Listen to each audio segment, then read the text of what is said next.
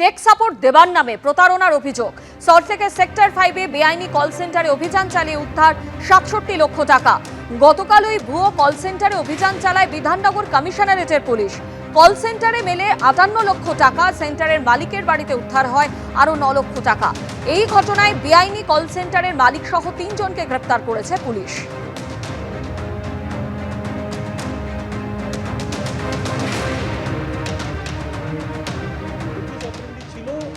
Take support নাম করে mostly English speaking country particularly USA এখানে ওরা ये सब করতো।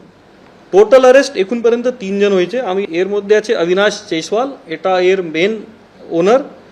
ওর বাড়ি আছে বরতলা, অ্যাকচুয়াল বাড়ি বরতলা আছে, বাট ও রেসিডেন্স আছে চিনার পার্কে বাগুয়াটিতে। সাজু শেখ আছে, ওর বাড়ি আছে এন্টালি কলকাতা। ওর দেবেন্দর সিং আছে, ওর বাড়ি আছে বেহালা কলকাতা।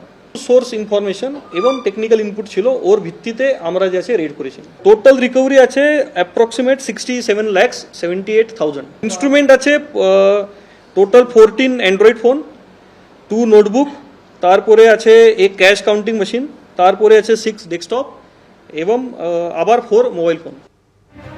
জলপাইগুড়ির রাজগঞ্জে দুই পরিবারের সংঘর্ষ, আহত 3। জমি থেকে আলু তুলে নিয়ে যাওয়াকে কেন্দ্র করে দুই পরিবারের বিবাদ।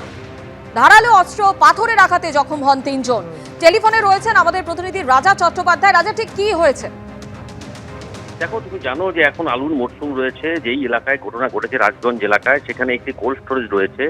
সেখানে গতকাল সকাল থেকেই কিন্তু আলু যাচ্ছিল ট্রাকে করে, এবং তখনই দুই পরিবারের মধ্যে আলুকে নিয়ে যাওয়াকে কেন্দ্র করে সংঘর্ষ বাধে।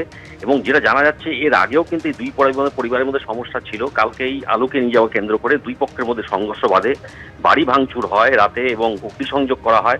এবং যেখানে দেখা যাচ্ছে যে একটি ব্যক্তি তাকে কিন্তু পুলিশ গ্রেপ্তার করেছে। সে কিন্তু শূন্যে গুলি চালিয়েছে 2 রাউন্ড, এরকমও জানা যাচ্ছে। ও লাইসেন্স প্রাপ্ত বন্দুক দিয়ে গুলি চালানোর অভিযোগ উঠেছে।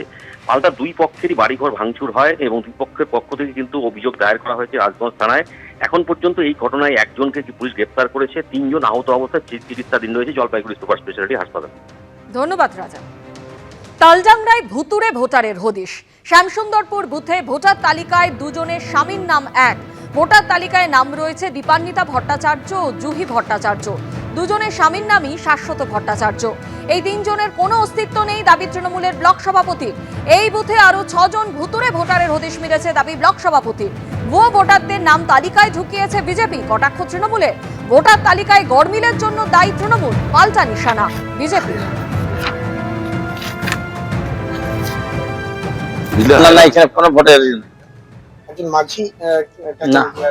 কিছু নেই এখানে। মন্ডল একজন প্রামাণিক আছে, বাগালি আছে আর কোটাল আছে। আপনারা কি ওনাদেরকে দেখেছেন ভোটের এলাকায়?